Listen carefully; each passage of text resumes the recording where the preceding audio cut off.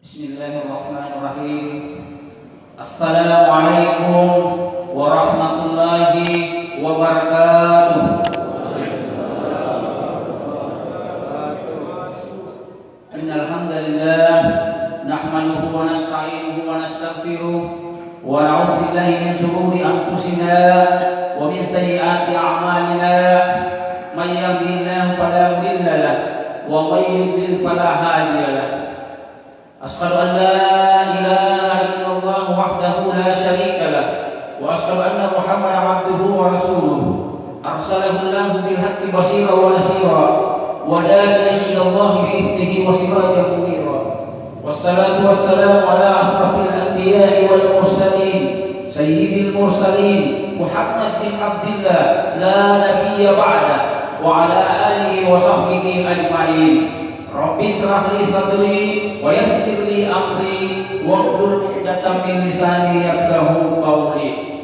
Yang saya hormati dan saya muliakan Ayahanda Ketua Majelis Ulama Indonesia Kabupaten Bulukumba, yang saya hormati dan saya muliakan para alim ulama, para ustaz, tokoh agama yang sempat hadir pada subuh hari ini, yang saya hormati dan saya muliakan serta saya banggakan saudara-saudara saya dari members komunitas pejuang subuh Kabupaten Bulukumba yang alhamdulillah tetap istiqamah dari masjid ke masjid, dari satu masjid ke masjid yang lain, setiap subuh hari melaksanakan salat subuh. Tak lain dan tak bukan adalah bagaimana memakmurkan rumah-rumah Allah, bagaimana kita memotivasi umat Islam agar senantiasa salat di masjid, karena kejayaan umat Islam apabila salat subuhnya sudah seramai salat Jumat.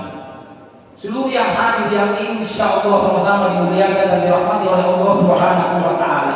Insya Allah pada pertemuan kita subuh hari ini saya akan mengantarkan suatu tausiah yang berjudul tentang keutamaan sahabat baginda Rasulullah Muhammad SAW. Pada pertemuan-pertemuan sebelumnya kita telah membahas beberapa sahabat Rasulullah SAW, dan pada subuh hari ini kita akan melanjutkan membahas tentang salah seorang sahabat Rasulullah SAW yang mendapatkan jaminan surga. Dia adalah Utsman bin Affan. Utsman bin Affan dilahirkan di Taif, Jazirah Arab, di tahun, ada pendapat yang mengatakan lahir di tahun 754, ada yang mengatakan lahir di tahun 759. Jika dia lahir di tahun 571 Masehi, artinya selisih umurnya dengan Rasulullah SAW kurang lebih 8 tahun. Utsman bin Affan masih mempunyai sambungan nasab dengan Rasulullah SAW.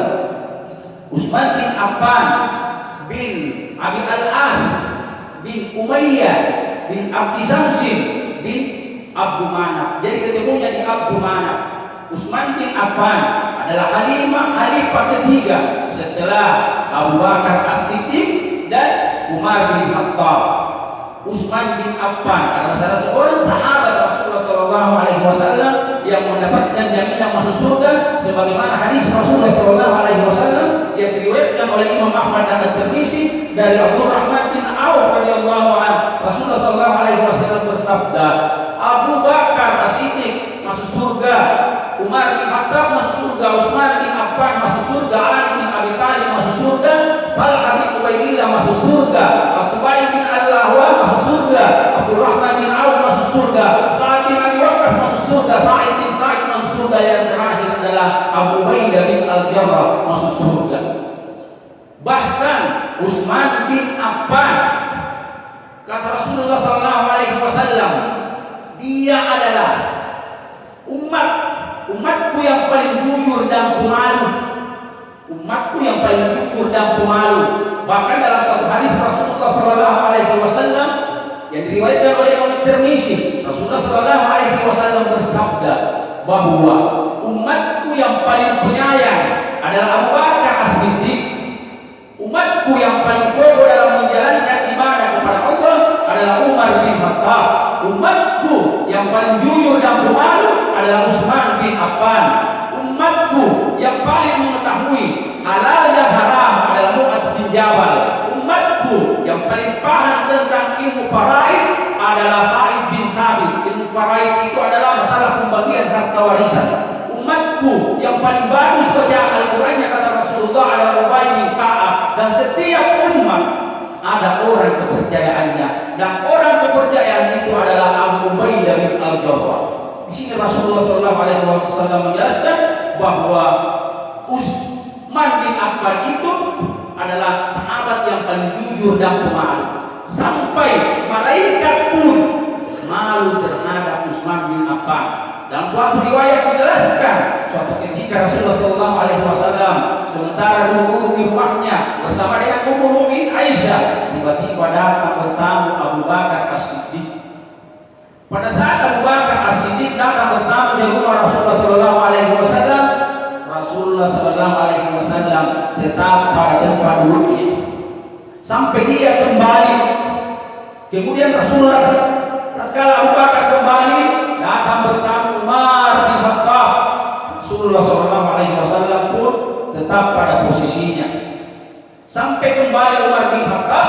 Datang Utsman bin Affan bertamu di rumah Rasulullah SAW, dan seketika itu Rasulullah SAW langsung memperbaiki posisi duduknya dan memperbaiki pakaiannya, sampai Aisyah radhiyallahu anha bertanya kepada Rasulullah SAW, wahai Rasulullah, kenapa pada saat Abu Bakar ayahku datang tadi bertamu, engkau tidak merubah posisi dudukmu dan memperbaiki pakaianmu dan tetap di tempatmu? Begitupun pada saat Amirul Mukminin Umar bin Khattab datang bertamu, engkau tetap pada posisimu dan tidak memperbaiki pakaianmu. Namun mengapa tatkala Utsman bin Affan datang bertamu, engkau terburu-buru memperbaiki tempat dudukmu dan memperbaiki pakaianmu?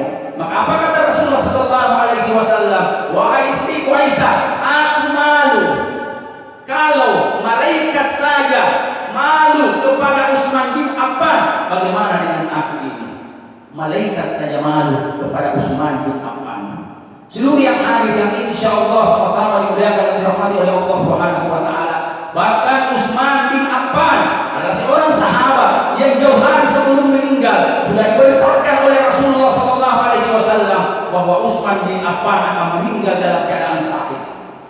Dalam suatu riwayat dijelaskan, suatu ketika Rasulullah SAW bersama dengan sahabatnya Abu Bakar As-Siddiq, bersama dengan Umar bin Khattab, bersama dengan Utsman bin Affan, sementara berdiri di atas bukit Uhud. Bukit Uhud ini adalah satu bukit yang terdapat nanti di surga kata Rasulullah, ya, bahwa nanti salah satu bukit-bukit yang ada di surga adalah bukit Uhud. Dan apa kata Rasulullah SAW? Tatkala aku berdiri di atas bukit Uhud bersama para sahabat, pada saat itu tiba-tiba bergetar bukit Uhud, sehingga Rasulullah SAW berkata kepada bukit Uhud, wahai bukit Uhud, berhentilah engkau bergetar, karena di atasmu ada Rasulullah SAW. Di atasmu ada seorang siddiq, seorang pencinta kebenaran, Abu Bakar As-Siddiq, dan di atasmu ada dua orang yang nanti akan meninggal dalam keadaan sakit, yaitu Umar bin Khattab dan Utsman bin Affan. Jadi jauh hari sebelum meninggal, Utsman bin Affan dan Abu Bakar telah diberitakan oleh Rasulullah tentang mati syahidnya. Seluruh yang hadir yang insyaallah sama-sama dimuliakan dan dirahmati oleh Allah Subhanahu wa taala. Dan memang terbukti apa yang disampaikan Rasulullah SAW. Sudah sering kita mendengarkan bagaimana kisah meninggalnya Umar bin Khattab. Tatkala Umar bin Khattab memimpin salat subuh, karena pada saat itu siapa yang khalifah pemimpin, dia yang memimpin salat berjamaah bersama kaum muslimin. Tatkala Umar bin Khattab memimpin salat subuh, salah seorang budak yang bernama Abu Lu'lu'ah bersembunyi di balik mimbar. Abu Lu'lu'ah adalah budak dari Al-Wahid Al-Mughirah bin Sa'bah. Jadi dia budaknya Al-Mughirah bin Sa'bah.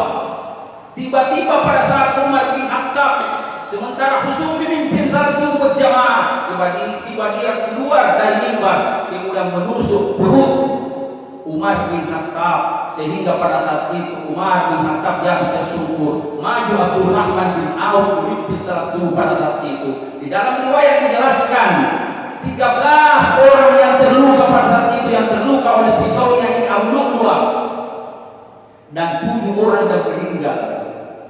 Saking anehnya ini, luar biasanya pisau yang dipakai menusuki Abu Lu'lu'ah ke Umar bin Khattab, karena di tempat lubang yang tertusuk itu di setiap makanan yang diminum maupun dimakan Umar bin Khattab keluar lewat lubang yang ditusuk itu, dan itulah yang menyebabkan Amirul Mukminin Umar bin Khattab. Tapi bukan itu yang kita bahas, nanti pada kesempatan yang kita akan bahas itu tentang bagaimana kematian Umar bin Khattab. Kita lanjut tentang Utsman bin Affan. Utsman bin Affan diberikan gelar oleh Rasulullah SAW dengan Dzun-Nurain. Dzun-Nurain yang mempunyai arti pemilik 2 cahaya. Apa sebabnya Utsman bin Affan diberikan gelar oleh Rasulullah SAW dengan Dzun-Nurain pemilik 2 cahaya? Karena Utsman bin Affan menikahi 2 putri Rasulullah SAW, yaitu Ruqayyah binti dan Ummu Kalsum binti Muhammad. Dan bagaimana peristiwa masuknya Utsman bin Affan memeluk Islam?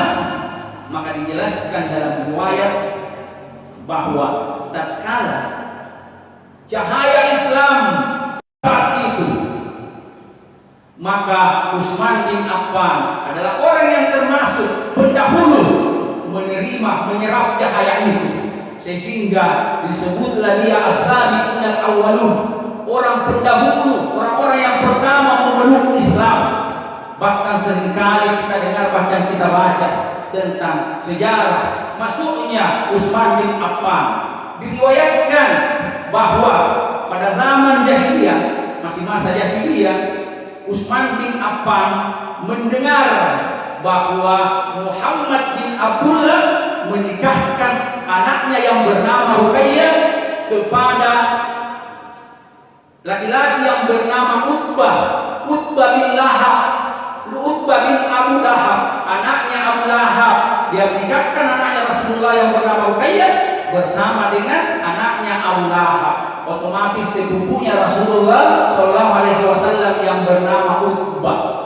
Setelah Utsman bin Affan mendengarkan berita ini bahwa menikah Ruqayyah, padahal kan Utsman juga menaruh hati kepada Ruqayyah, namun dia lebih didahului oleh Utbah anak dari Abu Lahab, sehingga timbul kekecewaan di dalam hati Utsman bin Affan.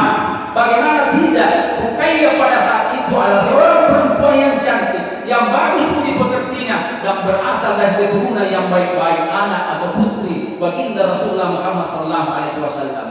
Maka Utsman bin Affan pun dengan penuh kekecewaan kembali ke rumahnya.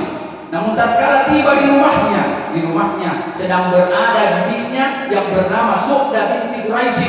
Su'dah binti Quraisy ini adalah seorang perempuan yang cerdas, seorang perempuan yang pintar.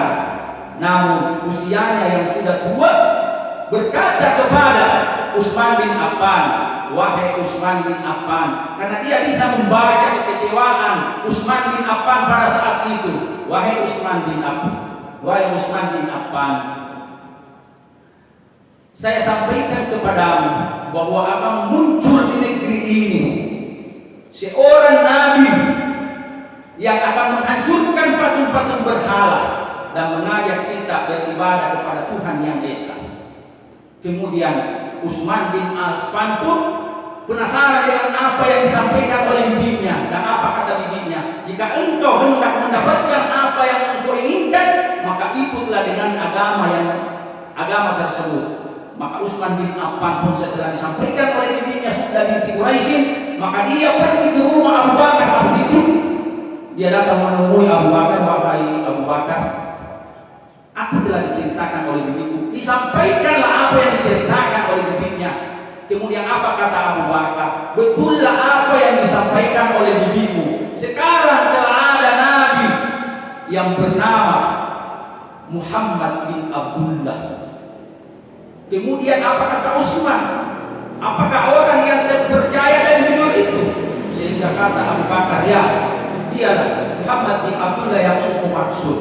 Tidak lama Utsman bin Affan kemudian berkata kepada Abu Bakar, bolehkah aku menemaniku menemui Muhammad bin Abdullah?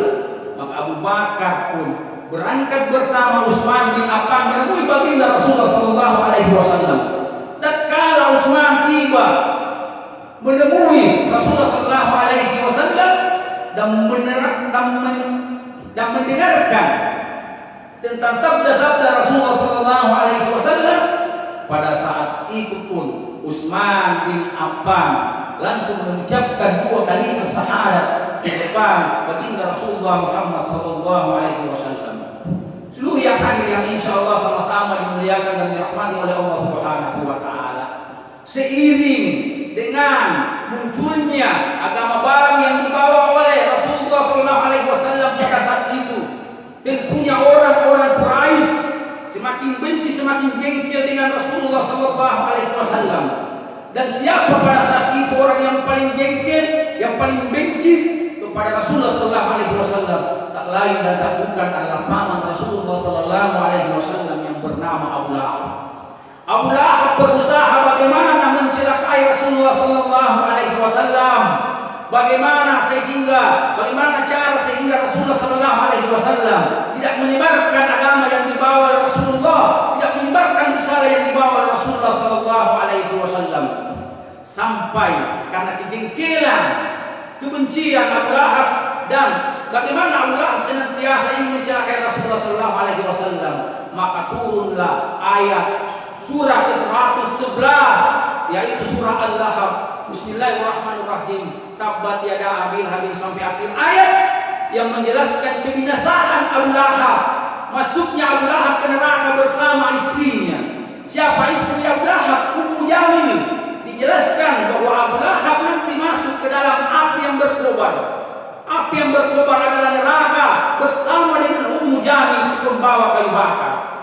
Dan setelah itu Abu Lahab saking jengkelnya kepada Rasulullah sallallahu alaihi wasallam, maka menyuruh memerintahkan anaknya Utbah, wahai Utbah, engkau ceraikan anak Muhammad, Ruqayyah. Maka pada saat itu Ruqayyah pun diceraikan oleh Utbah karena perintah dari bapaknya Abu Lahab. Maka mendengarkan peristiwa ini bahwa Ruqayyah telah diceraikan oleh Utbah, maka Utsman bin Affan pun menemui Rasulullah sallallahu alaihi wasallam dan melamar Ruqayyah. Dan setelah Utsman bin Affan menikah dengan Ruqayyah, tidak henti-hentinya orang-orang kafir Quraisy menyiksa orang-orang yang ikut dengan ajaran Rasulullah sallallahu alaihi wasallam. Bahkan Utsman bin Affan tidak luput dari siksaan pamannya yang bernama Hakam. Dia disiksa, diikat, dipukuli supaya dia meninggalkan agama yang dibawa oleh Rasulullah sallallahu alaihi wasallam dan menyuruh kembali ke agama nenek moyangnya. Tapi dengan penuh keimanan, Utsman bin Affan tetap ikut dengan agama yang dibawa oleh Rasulullah sallallahu alaihi wasallam. Karena kekejaman orang-orang Quraisy pada saat itu terhadap orang-orang yang menganut Islam, maka diputuskanlah bahwa Utsman bin Affan akan berhijrah ke Habasyah bersama istrinya Ruqayyah. Di saat di sana di Habasyah, Rasulullah sallallahu alaihi wasallam menerima kabar bahwa Ruqayyah telah melahirkan seorang putra yang bernama Abdullah, senang perasaan Rasulullah sallallahu alaihi wasallam. Namun anak dari Ruqayyah bersama dengan Utsman bin Affan meninggal di usia 6 tahun. Kerinduan yang tidak bisa ditahan oleh Ruqayyah dan Utsman bin Affan dengan Rasulullah, maka dia pun kembali ke kota Mekah. Setelah tiba di kota Mekah, maka Rasulullah sallallahu alaihi wasallam pada saat itu hijrah ke kota Yastrib, dan Utsman bin Affan pun ikut hijrah ke kota Yastrib, Madinah. 2 tahun di sana kurang lebih Rasulullah sallallahu alaihi wasallam membangun Islam di kota Madinah. Namun berhadapan dengan suatu perang yang disebut dengan perang Badar. Kekuatan umat Islam pada saat itu dengan jumlah 315 orang melawan pasukan kafir Quraisy yang ribuan orang. sehingga pada saat itu Rasulullah SAW mengumpulkan orang Islam, para sahabat untuk berangkat perang Badar. Utsman bin Affan pun hendak ikut perang Badar dengan niat yang ikhlas tulus. Tapi apa kata Rasulullah? Pada saat itu istrinya Ruqayyah lagi sakit, sehingga apa kata Rasulullah? Wahai Utsman, tidak perlu engkau ikut ke perang Badar, cukup engkau jaga istrimu. Dan apa yang terjadi betul apa kata Rasulullah pada saat Rasulullah SAW dan umat Islam menang dalam perang Badar. Pada saat tiba Rasulullah SAW mendengar kabar bahwa sepeninggal melaksanakan perang Badar, anak Rasulullah yang bernama Ruqayyah meninggal dunia. Namun Rasulullah SAW tetap memasukkan Utsman bin Affan termasuk orang yang ahli Badar dan mendapatkan harta ghanimah. Seluruh yang hadir yang insyaallah sama-sama dimuliakan dan dirahmati oleh Allah Subhanahu wa taala. Setelah meninggalnya Ruqayyah, kesedihan pun muncul pada diri Utsman bin Affan. Maka apa kata Rasulullah? Tak perlu engkau sedih dan risau. Apa yang membuatmu sedih wahai Utsman bin Affan? Wahai Rasulullah, aku sangat sedih ya Rasulullah, karena aku tidak mempunyai lagi hubungan denganmu ya Rasulullah sebagai menantu. Sehingga apa kata Rasulullah? Wahai Utsman bin Affan, aku nikahkan engkau dengan putriku Ummi Kulsum. Maka dinikahkanlah Utsman bin Affan dengan Ummu Kulsum, putri Rasulullah SAW. Dan keutamaan Utsman bin Affan dijelaskan pada saat itu di Madinah. Orang lagi kekurangan air, susah mendapatkan air bersih. Pada saat itu yang ada sumurnya adalah seorang Yahudi yang biasa kita dengar dengan sumur Rauma. Iya. Pada saat itu Rasulullah SAW berdiri di depan para sahabat karena susah mendapatkan air. Hanya orang Yahudi ini yang mempunyai sumur Rauma ini. Tatkala Rasulullah berdiri di depan para sahabat, apa kata Rasulullah SAW? Siapakah yang bisa membeli sumur Rauma ini? Maka aku janjikan sebatang pohon di surga. Apa kata Utsman bin Affan? Di saat itu dia angkat tangan, ya Rasulullah, apakah itu juga berlaku untukku? Maka Rasulullah SAW berkata kepada Utsman, ya, itu juga berlaku untukmu.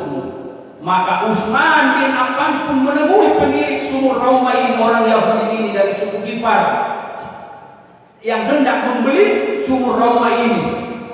Tidak tanggung-tanggung, Utsman bin Affan berkata kepada orang Yahudi, wahai Yahudi, apakah engkau hendak menjual sumur ini? Dia bilang, tidak, saya tidak akan menjual sumur ini. Namun Utsman bin Affan adalah orang yang ahli dalam perdagangan. Sehingga apa kata Utsman terhadap orang Yahudi itu? Kalau engkau tidak mau menjual, bagaimana kalau saya beli dan kita bagi dua? Hari ini untukku, besok untukmu. Iya. Jadi hari ini Utsman, besok orang Yahudi itu. Maka setuju orang Yahudi itu. Maka dibelilah sumur Rauma itu oleh Utsman bin Affan. Dalam riwayat dijelaskan 20.000 dirham. Hanya untuk dibagi dua harinya. Hari ini Utsman, besok orang Yahudi itu 20 dirham. Jika 1 dirham itu kurang lebih 70 sampai 80 ribu. 70 ribu saja per 1 dirham, maka kurang lebih pada saat itu 1,4 miliar harga sumur Rauma. Maka pada saat itulah setelah sepakat sumur Rauma pun dikelola. Namun kecerdasannya Utsman bin Affan, pada saat tiba giliran Utsman bin Affan, haknya untuk sumur itu, menyuruh semua umat Islam ambil air, penuhi kebutuhanmu untuk hari ini dengan untuk keesokan harinya. Karena untuk keesokan harinya haknya miliknya orang Yahudi. Sehingga pada saat itu tidak ada lagi orang yang membeli air di sumurnya orang Yahudi. Karena orang-orang Islam pada saat itu sudah mengambil bagiannya untuk 2 hari. Sehingga orang Yahudi tersebut pun menjual secara keseluruhan sumur Rauma itu kepada Utsman bin Affan dengan tambahan 20 dirham lagi, dari kurang lebih 40.000 dirham, kurang lebih 2,8 miliar harganya. Seluruh yang hadir yang insyaallah sama-sama dimuliakan dan dirahmati oleh Allah Subhanahu wa taala. Bahkan dalam suatu riwayat dijelaskan bagaimana keutamaan Utsman bin Affan tatkala Rasulullah sallallahu alaihi wasallam hendak melaksanakan perang Uhud. Pada saat itu betul-betul umat Islam dalam keadaan ekonominya melemah, ekonomi rendah, pendapatan tidak ada, hasil tidak ada, sementara ribuan pasukan Romawi pada saat itu, dan pada saat itu banyak orang yang hendak ikut bergabung dalam perang Uhud, namun tidak ada kendaraan yang hendak digunakan, kurang berbekalan hendak digunakan. Maka Rasulullah sallallahu alaihi wasallam naik ke atas mimbar. Setelah Rasulullah sallallahu alaihi wasallam memuji Allah Subhanahu wa taala, apa kata Rasulullah sallallahu alaihi wasallam? Rasulullah menganjurkan umat muslim untuk mengerahkan segala kemampuannya untuk membela agama Allah ini, untuk membantu segala kelengkapan dalam perang Tabuk. Yang pertama angkat tangan pada saat itu adalah Utsman bin Affan. Ya Rasulullah, saya membantu 100 ekor unta lengkap dengan segala perlengkapannya. Lengkap dengan segala perlengkapannya artinya segala makanan yang dibutuhkan dalam perjalanan dalam perang sampai kembali ditanggung oleh Utsman bin Affan. Kemudian setelah itu Rasulullah sallallahu alaihi wasallam turun saat panas tangga, kemudian menyerukan lagi kepada umat Islam, menganjurkan siapa yang ingin mengerahkan kemampuannya untuk membantu agama Allah pada perang Tabuk. Kembali Utsman bin Affan angkat tangan, ya Rasulullah, saya tambahkan lagi seekor unta lengkap dengan perlengkapannya. Kemudian Rasulullah sallallahu alaihi wasallam turun lagi saat panas tangga, kembali Utsman bin Affan angkat tangan, ya Rasulullah, saya tambahkan lagi 100 ekor unta lengkap dengan perlengkapannya. Seluruh yang hadir yang insyaallah sama-sama dimuliakan dan dirahmati oleh Allah Subhanahu wa taala. Dan bahkan masih berdiri Rasulullah sallallahu alaihi wasallam di atas mimbar, Utsman bin Affan telah lari kembali ke rumahnya. Kemudian dia membawa 1000 dirham untuk dipergunakan dalam perang Tabuk. Luar biasa perjuangannya Utsman bin Affan dalam membela agama Allah ini. Bahkan dalam riwayat lain yang terakhir, masih panjang sebenarnya kalau Utsman sahabat Nabi yang membahas. Yang terakhir, suatu ketika di zaman kepemimpinan Amirul Mukminin Umar bin Khattab, pada saat itu umat Islam yang berada di kota Madinah sementara menghadapi musim paceklik, musim kering, susah mendapatkan makanan, susah mendapatkan minuman, menghadap seorang kepada Amirul Mukminin, wahai Amirul Mukminin, kita sudah kehabisan makanan, apa kira-kira jalan yang kita tempuh? Apa kata Amirul Mukminin? Bersabarlah, bersabarlah. Sore ini Utsman bin Affan akan kembali dari negeri Syam membawa barang dagangannya. Namun apa yang terjadi sebelum memasuki kota Madinah pada saat itu, para pedagang-pedagang telah menghadang Utsman bin Affan di jalan. Apa kata? Wahai Utsman bin Affan, berhenti dan turunkanlah barang daganganmu. Biarkanlah kami membeli. Kami akan memberikan kepadamu 2 kali lipat dari harga yang engkau belikan. Jika engkau membeli dengan harga 1 dirham, maka kami akan membeli 2 dirham. Apa kata Utsman bin Affan? Tidak ada lagi yang mempunyai penawaran yang lebih tinggi. Ada yang menawar sampai 3 dirham. Setiap pembelian 1 dirham. Kata Utsman bin Affan, masih ada penawaran yang lebih tinggi dari ini. Kemudian ada yang menawar sampai 4 dirham, bahkan ada yang menawar sampai 5 dirham. Per 1 dirham modal yang dibelanjakan di negeri Syam. Tapi apa kata Utsman bin Affan? Masih ada yang lebih tinggi tawarannya daripada kalian. Kemudian berkata para pedagang ini, siapa yang paling tinggi wahai Utsman? Kami ini lebih dahulu datang, tidak ada orang yang datang menemuimu. Apa kata Utsman bin Affan? Penawaran yang masih ada penawaran yang paling tinggi, yaitu penawaran dari Allah Subhanahu wa taala. Sebagaimana firman Allah di dalam surah Al-An'am ayat 160, "Man ja'a bil hasanati falahu asrun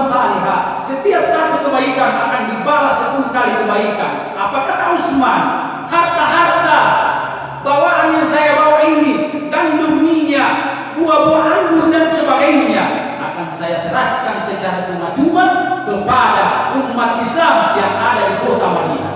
Luar biasa keutamaan Utsman bin Affan. Seluruh yang hadir ini insyaallah sama-sama dimuliakan dan dirahmati oleh Allah Subhanahu wa taala. Cukup panjang kita membahas tentang kisah sahabat Rasulullah SAW. Namun sebelum saya akhiri, Utsman bin Affan adalah khalifah yang memimpin terlama, yaitu 12 tahun, menjadi khalifah kurang lebih 12 tahun.